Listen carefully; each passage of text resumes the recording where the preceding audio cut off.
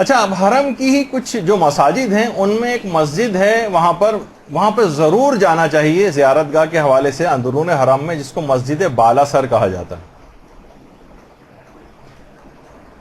یہاں پر یہ جو سامنے نظر آ رہی ہے، اگرچہ اس کے سامنے مسجد، یہاں پر قریب میں سب لوگ نماز وغیرہ بھی پڑھتے ہیں، یہاں قبریں بنی ہوئی ہیں اور ایک سے ایک عظیم عالم کی قبر یہاں پر۔ آیت اللہ گل پائیگانی کی قبر ہے یہاں پر، یہ صافی گل پائیگانی، علماء اور مراجع یہاں پر آتے ہیں۔ اسی طرح سے آیت اللہ فاضل لنکرانی کی قبر بھی یہاں پر ہے۔ اچھا، یہ اتنا اور بتا دوں کہ یہاں پر عورتوں کے لیے تقریباً 2:30-3 بجے کے اراؤنڈ 1-1.5 گھنٹے کا ٹائم ہوتا ہے، جس میں مردوں سے خالی کرایا جاتا ہے اور عورتوں کو یہاں پر جانے کی جگہ دی جاتی، قنات لگا دی جاتی ہے کہ عورتیں بھی ان قبروں کی زیارت کر سکیں۔ آیت اللہ فاضل لنکرانی کی قبر ہے، آیت اللہ تقی خنصاری کی قبر ہے۔ اس کے علاوہ آیت اللہ محمد حسین طباطبائی کی قبر بھی یہیں پر ہے۔ آیت اللہ مرتضیٰ مطہری کی قبر ہے یہاں پر۔ آیت اللہ بہجت کی قبر ہے یہاں پر۔ اور ذرا سا باہر اس سے نکلتے ہیں تو آیت اللہ بروجردی کی قبر ہے یہاں، اور یہاں پر تو یہ ہر وقت کھلے رہتے ہیں، عورتیں ہر وقت آ جا سکتی ہیں، تو گزرگاہ میں ہے تقریباً۔ اور آیت اللہ شیخ عبد الکریم حائری، جنہوں نے قوم کا حوضہ علمیہ قائم کیا تھا، ان کی قبر بھی یہاں پر ہے، یہاں ضرور جانا چاہیے۔ آیت اللہ عبد الکریم حائری کی کچھ ایسی خصوصیات بھی تھیں کہ ہمیشہ درس دینے سے پہلے، جب ان کا درس خارج ہونا ہوتا تھا تو یہاں درس سے پہلے مرثیہ پڑھا جاتا تھا اور مصائب امام حسین بیان کر کے گریہ کیا جاتا تھا، پھر اس کے بعد درس شروع ہوتا تھا۔ اور مرجع ہونے کے بعد بھی روڈوں پر جو ماتمی دستے سینہ زنی کرتے ہوئے جاتے ہیں، اس میں بھی آیت اللہ عبد الکریم حائری ان ماتمی دستوں میں خود شرکت کرتے تھے اور سینہ زنی کرتے تھے روڈوں پہ، جو عام جو ماتمی ہوتے ہیں ان کے ساتھ کھڑے ہو کر، اور کہتے تھے کہ مجھے جو کچھ بھی عطا ہوا ہے وہ سب کا سب امام حسین علیہ الصلوۃ والسلام کی وجہ سے عطا ہوا۔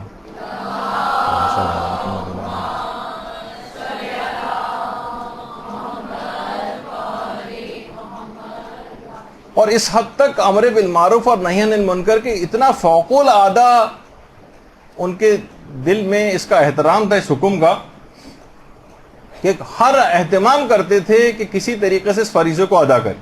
خود فرماتے ہیں کہ ایک بوڑھا ان کی نماز جماعت کے اندر، ایک بہت ہی دیندار بوڑھا شامل ہوتا تھا، لیکن میں دیکھتا تھا کہ وہ داڑھی مونڈتا ہے۔ اب کہتے تھے میں سوچتا رہتا تھا کہ اس کو کیسے امر بالمعروف کروں کہ یہ ایک تو ادھر کر دیا اور ضد میں آ گیا چھوڑ دیا، نہیں، ان کو یہ تھا کہ میں کس طرح سے اس کو راضی کروں کہ یہ حرام کام نہ کر سکے۔ تو کہنے لگے ایک دن مجھے موقع مل گیا، زری پر مجھے وہ بوڑھا نظر آ گیا، تو میں اس کے قریب گیا اور کہا کہ میں چاہتا ہوں کہ آپ کے چہرے پر بوسہ دوں۔ بوڑھے نے اجازت دے دی۔ تو کہنے وہ جگہ جہاں داڑھی مونڈی جاتی تھوڑی کے پاس، وہاں جا کر میں نے اس کو بوسہ دیا اور چپکے سے اس کے کان میں سرگوشی کی کہ برائے مہربانی آج کے بعد کبھی داڑھی کو نہ تراشیے گا۔ وہیں زری کے پاس اس نے فوراً کہا چشم، ضرور۔ پھر اس کے بعد کہنے میں نے اس کے بعد کبھی بھی اس کو داڑھی مونڈتے نہیں دیکھا۔ یعنی ایسے ایسے طریقہ کار کا شیخ عبد الکریم حائری باقاعدہ یعنی اہتمام کرتے تھے کہ کس طرح سے لوگوں کو برائیوں سے روکیں۔ اور باقاعدہ آیت اللہ، اچھا پھر دیکھیے کہ ان کا حوضہ علمیہ قم جو اس کے بعد انہوں نے قائم کیا ہے اور اس کی قوم کی جو بنیادیں رکھی ہیں، کتنی کثیر تعداد میں، اور آج تک یہ فیض جاری ہے شیخ عبد الکریم حائری کا۔ کہ آیت اللہ سید احمد زنجانی، یہ وہی آیت اللہ سید احمد زنجانی ہیں کہ جنہوں نے ایک تو جو کہ موجودہ مراجع میں سے آیت اللہ موسیٰ شبیریہ زنجانی کے والد ہیں، موسیٰ شبیریہ زنجانی کے، اور امام خمینی کے بھی قریبی ساتھیوں میں سے تھے، امام خمینی کے ساتھ ان کی تصویر ہے جوانی کی۔ اور یہ وہ بھی ہیں کہ جنہوں نے اپنے ہاتھ سے پورا قرآن اپنے کفن پر تحریر کیا تھا، اپنے ہاتھ سے پورا قرآن لکھا ہے مرجعیت کی تمام تر مصروفیات کے باوجود۔ تو باقاعدہ ان کی کتاب ہے الکلام یجر الکلام، اس میں آیت اللہ زنجانی فرماتے ہیں کہ آیت اللہ شیخ عبد الکریم حائری کی شخصیت کا ایک پہلو بتا رہا ہوں کہ بار بار اس بات پر اصرار کرتے تھے کہ جس طریقے سے عامہ میں احترام قرآن بہت زیادہ ہے، یعنی ہمارے برادران اہل سنت میں ہمارے ہاں اس سے زیادہ احترام ہونا چاہیے، اور ہماری ہر مجلس عزا کی ابتدا تلاوت قرآن سے ہونی چاہیے. بار بار یہ بات کہتے تھے پیغمبر نے 2 برابر وزن کی چیزیں چھوڑی. تو مجلس میں ذکر اہل بیت تو ہوتا ہی ہے، لیکن قرآن کی تلاوت سے ہمیشہ اس کی ابتدا ویسے ہونی چاہیے باضابطہ طور پہ کہ حاضرین بھی کچھ تلاوت کریں، اور اس سے پہلے باقاعدہ جس طریقے سے ہمارے ہاں ایک مرثیہ ہوتا ہے اور کچھ نہ کچھ اس سے پہلے پڑھا جاتا ہے، کوئی منقبت ہوتی ہے، اس طرح کے اور پروٹوکول جو ہوتے ہیں اس کے ساتھ تلاوت قرآن کو بھی شامل کر لیں. تو یہی کہتے تھے کہ افسوس کی بات ہے کہ عامہ نے اطرت کو چھوڑ دیا ہے اور خاصہ نے جو قرآن کو چھوڑ دیا. اچھا، اب ان کو یہ اتنا بڑا مقام کیسے حاصل ہوا کہ باقاعدہ آج شیخ عبد الکریم حائری کے سیرت پہ اور ان کی زندگی پر سیمینار منعقد کیے جاتے ہیں اور کتنے علماء اس میں آ کر شریک ہوتے ہیں. اتنا بڑا مقام کہ انہوں نے حوزہ علمیہ قائم کیا اور یہ فیض جاری ہوا. آیت اللہ مصطفیٰ عراقی فرماتے ہیں کہ خود ایک دفعہ آیت اللہ حائری نے اپنا خواب بتایا تھا. کہہ رہے ہیں میں کربلا ہی میں موجود تھا. کربلا میں رات کو سویا تو میں نے رات کو خواب میں دیکھا کہ کوئی ایک آواز آ رہی ہے ہاتف غیبی. کہا کہ اے عبد الکریم اپنے کاموں کو جلد سے جلد نمٹا دو کیونکہ تم جلد ہی مرنے والے ہو. اپنے امور کو منظم کرو، جلدی جلدی اپنے کاموں کو نمٹاؤ. کہہ رہے میں اٹھا، میں نے بہرحال نظر انداز کر دیا. اس طرح کے خواب ہو سکتا ہے کہ آتے رہتے ہیں، میں نے زیادہ توجہ نہیں کی. اگلے دن پھر خواب آیا، تیسرے دن پھر خواب آیا، اور اس کے بعد پھر میں ایک درس کے بعد آ کر لیٹا تو اچانک سے ایک زلزلہ سا آ گیا اور چیزیں، الماریاں سب میرے اوپر گرنے لگیں اور میرے کانوں میں کچھ آوازیں سی آنے لگیں. اچانک سے میں نے دیکھا کہ 2 اجنبی لیکن نورانی شخصیت میرے دائیں اور بائیں آ کر بیٹھ گئیں اور آ کر ایک دوسرے سے کہہ رہی ہیں کہ اس کی موت کا وقت آ گیا ہے، اس کی روح کو قبض کرنا شروع کرو. اسی وقت میں نے صدق دل سے امام حسین علیہ السلام کو پکارا.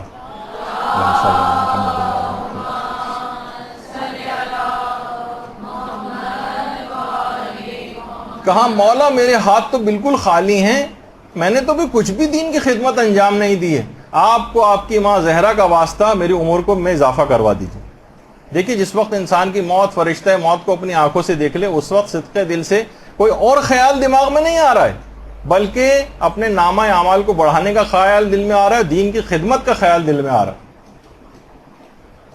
اچھا، ابھی میں نے یہ دعا کی تھی کہ بلا فاصلہ اچانک سے ایک نورانی شخصیت وہاں پر آ گئی جو امام حسین کی قاصد تھی، اور اس نے آ کر ان دائیں بائیں بیٹھے ہوئے جو فرشتے تھے ان سے آ کر کہا کہ سید الشہداء سے شیخ عبد الکریم حائری نے توسل کیا ہے اور امام حسین نے خدا کی بارگاہ میں سفارش کی اس کی عمر کو بڑھانے کے لیے جو پروردگار کی طرف سے قبول کر لی گئی ہے، اب اس کی روح قبض نہیں کی جائے گی.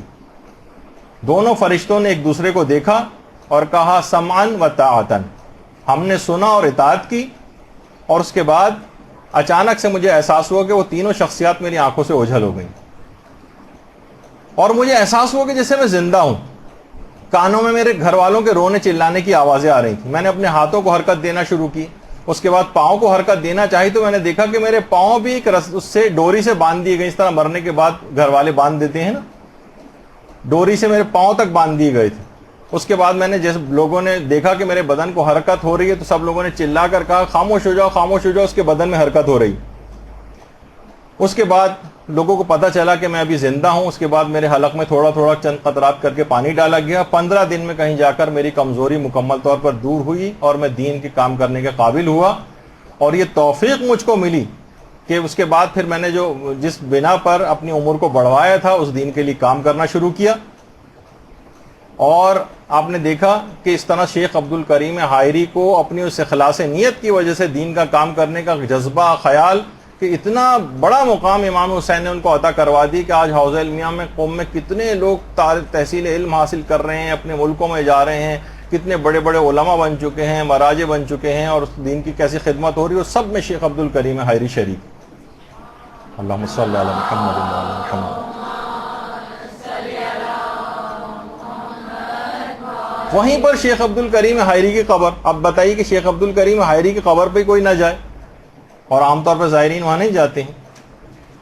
تو وہ فرماتے تھے کہ جو کچھ بھی آج میں ہوں سب کچھ امام حسین کی مرہون منت ہے. اور اتنا زیادہ امام حسین سے اس کے بعد ایسا ان کو عشق ہو گیا تھا کہ باقاعدہ جب یہ نماز پڑھاتے تھے تو ہر نماز جماعت میں اپنے امامے کے اوپر تربت امام مظلوم کی قبر کی جو مٹی تھی اس سے بنی ہوئی جو تسبیح تھی وہ اپنے امامے کے اوپر لگا کر اس کے بعد نماز پڑھتے تھے. اس میں بھی نظر آ رہی ہے تصویر, ایک باقاعدہ تسبیح اپنے امامے کے اوپر جو ہے وہ لگا کے نماز پڑھاتے تھے. تو بہرحال جب بھی انسان ان کی قبر پر جائے, پیغام یہی ہے کہ دین کا کام کرنے کے لیے اپنی زندگی میں برکت کی دعا مانگے. صرف فقط زندگی نہیں چاہیے بلکہ اس زندگی میں کچھ کر کے بھی جانا. تو بہرحال یہ وہاں پر ایک مسجد ہے جس کے بہت ساری قبروں کا بھی ہم نے تعارف کرا ہے. وہاں علماء اور مراجی کے قبور پہ جانا چاہیے. اسی طرح سے وہاں ایک اور مسجد بھی ہے, مسجد بالا سر تھی, اب مسجد اعظم. مسجد اعظم آیت اللہ بروجردی نے بنائی تھی, اور آج اس مسجد کے اندر بڑے بڑے مراجع درس خارج دیتے ہیں, کیونکہ آیت اللہ بروجردی یہ چاہتے تھے کہ جس طریقے سے مسجد گوہر شاد ہے مشہد میں, اسی طرح کی ایک باعظمت مسجد قوم کے اندر بھی قائم ہو جائے. اس میں مشکلات بہت پیش آئیں اطراف میں. جب اس کو حرم کو بڑا کرنے لگے تو بہت سارے گھر آ رہے تھے, ان گھروں کو خریدنے کا ایک بہت بڑا مسئلہ تھا کہ اتنی رقم کا اہتمام کہاں سے کیا جائے گا. لیکن بہرحال معصومہ قوم کس سے توسل کیا گیا اور لوگوں نے اس کے بعد ڈونیشنز دینے شروع کیے, یہاں تک کہ اطراف کے تمام گھروں کو خریدا گیا اور پھر اس کے بعد اس مسجد کے اندر وسعت اس کو دی گئی. آج اس میں کتنے علماء مراجع آتے ہیں, یہاں پر تلاوت قرآن کرتے ہیں, ان کے درس خارج وغیرہ بھی ہوتے ہیں. اچھا, اسی طرح سے اور پھر یہیں پر مسجد اعظم میں خود امام خمینی بھی درس دیا کرتے تھے. پھر اسی کے ایک صحن میں شیخ فضل اللہ نوری کی قبر بھی. شیخ فضل اللہ نوری جو مشروطہ کی جو تحریک چلی تھی اس میں باقاعدہ شیخ فضل اللہ نوری کو پھانسی بھی دے دی گئی تھی, سزا. ان کی قبر بھی یہاں پر ہے, اور ان کی قبر پر ہی وہ دونوں تصویریں, جو ان کی پھانسی والی اور جو ان کی اصل تصویر ہے وہ بھی ہیں. تو ان علماء اور مراجع کی قبور کے اوپر اس انداز سے جانا چاہیے کہ وہاں سے بھی بہت برکتیں حاصل ہوتی ہیں. اسی طرح حرامی کے ایک صحن میں قطب راوندی کی قبر بھی. یہ بالکل سامنے لوگ اسی گزرتے ہوئے جاتے ہیں اور اکثر اس کو دیکھتے نہیں ہیں. قطب راوندی وہ تھے کہ سینکڑوں سال بعد ان کا جسم بالکل تر و تازہ قبر سے نمودار ہوا تھا. سینکڑوں سال جبکہ انتقال کو ان کے ہو چکے تھے. اور اس کے عینی شاہدین میں آیت اللہ عراقی تھے جو امام خمینی کے استاد تھے. وہ فرماتے ہیں کہ میں اس وقت میری عمر کافی چھوٹی تھی, لیکن میں اپنے والد کے ساتھ گیا تھا اور میں نے باقاعدہ ان کو دیکھا تھا کہ ان کے جسمانی خصوصیات بھی انہوں نے بتائیں کہ اس طرح سے تھے اور ایسے تھے. قطب راوندی کی قبر بھی وہاں پر ہے اور یہاں پر بھی ضرور جانا چاہیے. اچھا, حرم سے جیسی باہر نکلیں, جہاں پہ آیت اللہ مرشی نجفی کی لائبریری ہے, اس کے سامنے ہی ایک چھوٹا سا ایک پارک بنا ہوا ہے جہاں فوارے وغیرہ بھی لگے ہوئے ہیں, اور وہاں پہ بہت سارے ہوٹل بھی ہیں, قوم انٹرنیشنل ہوٹل اور کون سے اس کے بالکل قریب ہی ہے. وہاں ایک قبرستان ہے گلزار علماء اور شہدائے شیخان کے نام سے. یہاں تو ضرور جانا چاہیے. ایسی ایسی شخصیات اس قبرستان کے اندر ہیں اور ایسی ایسی ان کی برکتیں. یہ تقریباً 1000 سال پرانا قبرستان ہے, بالکل حرم سے ملا ہوا, کہیں دور بھی جانا نہیں ہے, بس نکلیں گے حرم سے اور باہر ہے فوراً. 1000 سال پرانا, کہ خود یہاں پر ہمارے معظم بھی تشریف لاتے ہیں اس قبرستان میں. اکثر جب بھی قوم آتے ہیں یہاں ضرور آتے ہیں. اور یہاں پر ہی جواد ملکی تبریزی جو امام خمینی کے عرفانیت کے استاد تھے, ان کی قبر مبارک بھی ہے یہیں پر ہی. اور دیگر تمام افراد بھی یہاں پر, شہداء کی قبریں ہیں, علماء کی قبور ہیں. یہاں پر زکریا ابن آدم کی قبر بھی ہے جو امام کے صحابی تھے. اس کے علاوہ عیسیٰ ابن عبداللہ قمی کی ہے. مرزا قمی کی قبر ہے یہاں پر, جو کہ بہت بڑے شیعہ عالم اور مرجع تھے. تو یہاں پر ضرور جانا چاہیے. مرزا قمی, یہ مرزا قمی وہی ہیں جن کو صاحب قوانین الاصول کہا جاتا ہے. ان کی اتنی مشکل, یہ صرف ایک صفحہ ہے ان کی کتاب کا, کہ اس کا ایک صفحہ بھی کوئی پڑھ کے اور اس کی تشریح کر دے تو اس کو بڑا ایک عالم تسلیم کر لیا جاتا ہے. صاحب قوانین الاصول. باقاعدہ جو کرامات علویہ ڈاکٹر علی میر خلف زادہ مرحوم, ان کی کتاب ہے باقاعدہ. اور ایک اور کتاب ہے جس کے اندر اب جو واقعہ پڑھ رہا ہوں اس کا ریفرنس بتا رہا ہوں, العبقری الحسان, علی اکبر نہاوندی کی جو کتاب ہے. اس میں ایک زائر کا واقعہ دونوں علماء نے لکھا ہے کہ جو کہ اپنے وطن سے عازم سفر ہوا تھا، اس کا ارادہ تھا کہ میں زیارات کرتا ہوا جاؤں گا اور پھر حج بھی انجام دوں گا. حج کے اخراجات کے لیے اس نے الگ اپنی ایک تھیلی بنائی ہوئی تھی اور زیارات کے لیے الگ. اچھا، بحری راستے سے اس زمانے میں کتنے، سوچیے کہ راستے مشکل ہوتے تھے، کوئی فلائٹس وغیرہ کا مسئلہ نہیں تھا، بلکہ لوگ اسی طرح سے سفر کیا کرتے تھے کشتیوں وغیرہ میں بیٹھ کر، جو جن کو بحری راستے سے آنا ہوتا تھا. حج کے اخراجات کی ایک الگ تھیلی تھی جو کسی وجہ سے اس کشتی میں عمان کے سمندر کے اندر گر گئی. پوری تھیلی جو حج کے اخراجات کی تھی. بہرحال یہ زائر جو ہے وہ وہاں پر نجف امیر المومنین علیہ الصلوۃ والسلام کے حرم میں آ گیا.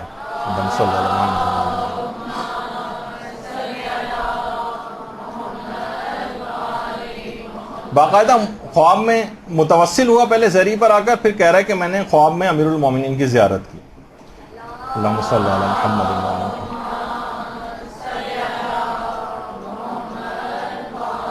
امیر المومنین نے کہا ہرگز بھی پریشان مت ہو، تم قم جاؤ اور میرزا قمی سے جا کر اپنی تھیلی مانگو.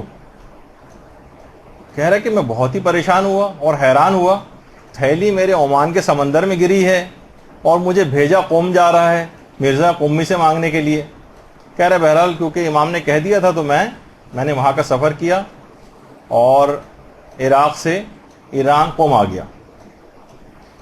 آیت اللہ مرزا قمی کے پہلے میں گھر میں گیا،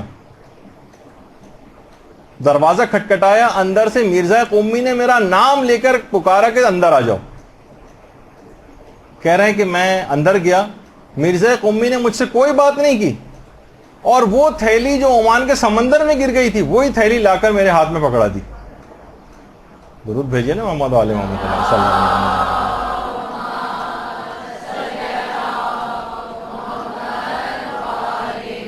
اور فرمایا میں راضی نہیں ہوں اس بات سے کہ میری زندگی میں اس واقعے کا کسی اور سے تذکرہ کروں. بہرحال میں وہاں سے اپنی تھیلی لی اور اس کے بعد پھر حج پہ گیا. حج کے بعد میں اپنے وطن آ گیا. کئی سال تک تو مجھے یہ واقعہ یاد بھی نہیں آیا اور کئی سال بعد میں اپنی بیوی کے ساتھ بیٹھا ہوا تھا تو اچانک سے مجھے یہ واقعہ یاد آیا اور میں نے پورا واقعہ اپنی بیوی کو سنایا. اچھا اب دیکھیے بیوی بھی آج کل ایسی بیوی تلاش کرنی پڑیں گی کہاں ہے. کہنے لگی، پہلے تو اس نے افسوس کا اظہار کیا اور پھر تعجب کیا کہ ایسے شخص کو پا کر بھی تم وطن واپس آ گئے، وہیں اسی کے پاس ملازمت کیوں نہ اختیار کر لی. اس نے کہا اچھا پھر میں اب کیا کروں. بیوی نے کہا کہ ایسے بزرگوں کی خدمت کرنی چاہیے اور ان کی قبر کے قریب ہی دفن ہو جانا چاہیے. یعنی جاؤ ان کے پاس رہو، ان کی خدمتیں کرتے رہو، ان کے فیض میں رہو اور اس کے بعد یہاں تک کہ وہیں پہ مر جاؤ، ان کے ساتھ دفن ہو جاؤ، یہ کرنا چاہیے. اس نے کہا کہ اب تو اتنا وقت گزر گیا، سالہ سال گزر گئے، پتہ نہیں مرزا قمی اس وقت کہاں ہوں گے. بیوی نے کہا ایسا کرو کہ ہم دونوں چلتے ہیں، ہم اپنا سارا گھر، مکان، کھیت، سارے سامان کو بیچ دیتے ہیں اور قم چلتے ہیں اور وہیں پر پھر ہم مجاورت اختیار کر لیں گے. ان دونوں نے اپنا سامان، اپنے پورے گھر بار کو بیچا، کھیت کو بیچا، اس کے بعد قم آ گئے. جب قم آئے تو معلوم چلا کہ مرزا قمی انتقال کر چکے. یہ مرزا قمی کی اس مقبرے کے اندر قبر ہے. یہاں پہ اکثر عورتیں یہاں پر آ کر بیٹھتی ہیں، یہاں پر دعائیں مانگتی ہیں. وہاں پر آئے تو پتہ چلا کہ مرزا قمی انتقال کر گئے. اب ان دونوں شوہر و بیوی نے وہیں پر مجاورت اختیار کر لی. دنوں رات ان کی قبر پہ بیٹھ کر تلاوت قرآن کرتے تھے اور پھر معصومہ قم کی قبر کی بھی مجاورت. اور اس کے بعد پھر اسی قبرستان گلزار شہداء اور مقبرہ جو شیخان ہے، اسی کے اندر ہی کسی جگہ پر وہ دونوں شوہر و بیوی بھی مدفون ہیں. تو آپ نے دیکھا کہ بہرحال مرزا قمی اسی قبرستان کے اندر ہے. اور ان کی اس سے بھی اندازہ لگائیے کہ جو کتاب ابھی میں نے حوالہ دیا تھا، بارگاہ فاطمہ معصومہ تجلی گاہ فاطمہ زہرا، اس کے اندر باقاعدہ آیت اللہ سید محمد وحیدی وہ خود فرماتے ہیں کہ رات کو میں نے خواب میں معصومہ قم سلام اللہ علیہ کی زیارت کی.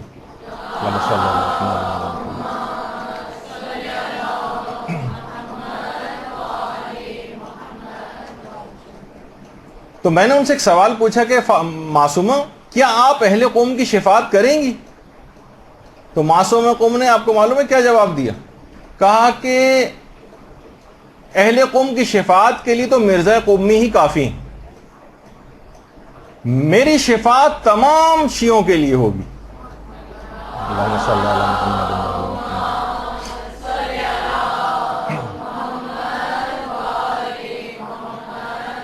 اور اس بات کی تائید اس روایت سے بھی ہوتی جو مجالس المومنین میں قاضی نور اللہ شستری نے لکھی ہے، چھٹے امام کی جو روایت ہے کہ معصومہ قم کی شفاعت سے سارے شیعہ جنت میں جائیں گے، یعنی سارے شیعوں کو معصومہ قم کی شفاعت سے جنت عطا ہوگی۔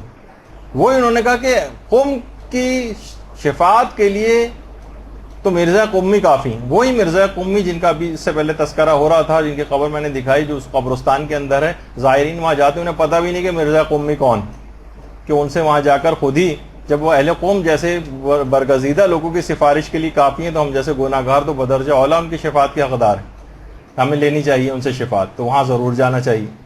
اسی قبرستان کے اندر زکریا ابن آدم کی قبر بھی، جو ہمارے 7ویں اور 8ویں امام دونوں کے صحابی تھے، اور احادیث پر باقاعدہ زکریا ابن آدم کی کتاب بھی ہے، اور عقائد کے خلاف جو انحرافات ہیں اس کے لیے جہاد بھی انہوں نے کیا، اور خود معصومین کے وکیل بھی رہے ہیں۔ اور باقاعدہ امام یہ کہا کرتے تھے کہ تم اپنے مسائل جو ہیں وہ زکریا ابن آدم سے پوچھا کرو، کیونکہ دین اور دنیا کے مسائل میں وہ امین ہے۔ اور جب ایک مرتبہ زکریا ابن آدم بہت زیادہ اسی قبرستان میں مرزا قمی کے مقبرے کے بالکل سامنے ان کی قبر بھی ہے زکریا ابن آدم کی، کہ ایک بار قوم کے حالات سے گھبرا کر قوم سے ہجرت کرنے کا سوچ رہے تھے زکریا، اور 8ویں امام کے پاس آئے اور اجازت مانگی کہ میں قوم سے جانا چاہتا ہوں۔ امام نے منع کر دیا اور کہا ہے زکریا تمہارے وجود سے اہل قوم سے بلائیں دور ہوتی ہیں، اسی طرح جس طرح امام موسیٰ کاظم کے وجود سے اہل بغداد کی بلائیں دور ہوتی تھیں۔ اللہم صلی علی محمد وعلی محمد۔